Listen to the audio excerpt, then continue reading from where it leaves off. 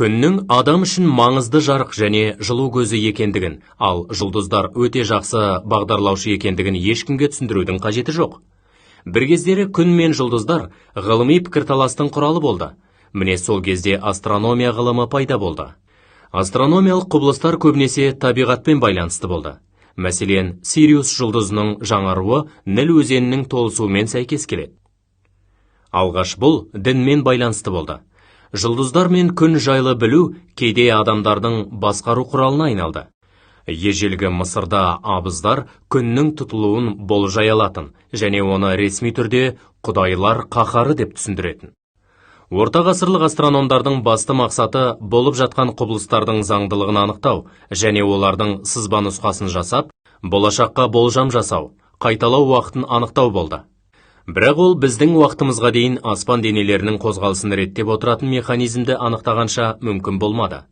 20 ғасырда бізге ақыры жұлдыздардың неден жарқырайтыны белгілі болды, және біз толық бүкіл әлемнің тарихын зерттей бастадық. Күн әлемдегі көптеген жұлдыздардың бірі. Жұлдыз дегеніміз ыстық газ тәріздес. Жұлдыз аралық кеңістікте көп сәуле шашатын сфера. Осы сәулеленудің бірі жарық болып келеді. Ғаламшар көлемі әлде қайда кішірек және суықтау жұлдыздарды айналып жүретін аспан денелері. Жерге жақын орналасқан ғаламшарларды жай көзбен қарағанда, олар жұлдыз немесе жарқырап тұрған нүкте секілді көрінеді.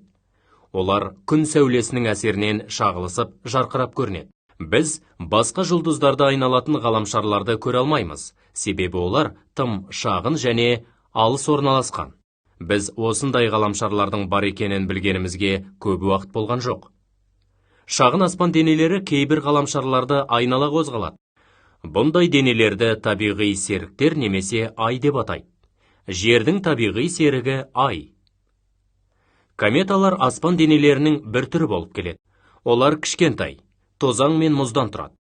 Олардың диаметрі бірнеше километрден бірнеше жүздеген километрге дейін жетеді. Біз жерге ең жақын кометаларды ғана көре аламыз. Оларды жай көзбен құралсыз күнге жақындаған кезінде көре аламыз. Кейін комета басынан ауқымды газ шығаратта кометаның құйрығын түзеді. Ғарышта сонымен қатар көптеген шағын денелер бар.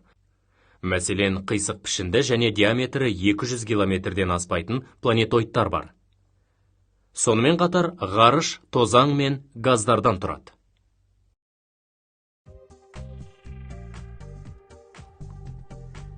Айналатын орындықта отырған адамды жер деп, ал орындықтан белгілі бір қашықтықта тұрған адамды ай деп алайық. Ай жерді айналады, және ол жермен бір бағытта қозғалады. Ай жерді толық бір айналғанда, ол өз осінен де толық бір айналым жасайды. Сол себептен айдың бір беті ғана жерге қарап тұрады. Сондықтан біз жерден қарағанда айдың тек бір жақ бетін ғана көре аламыз, және екінші бетін еш қашан көре алмаймыз. Айдың жерден қарағанда көрінбейтін беті айдың арғы беті деп аталады.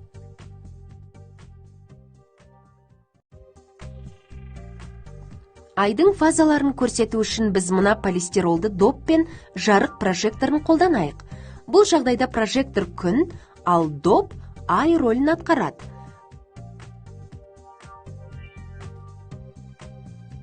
Біз доптың артында прожектордан түсетін жарық түзу сызығына қарама-қарсы тұрғанда, тәулік ішіндегі айдың күнге ең жақын тұратын кезіне сәйкес келетін жағдайды бақылай аламыз.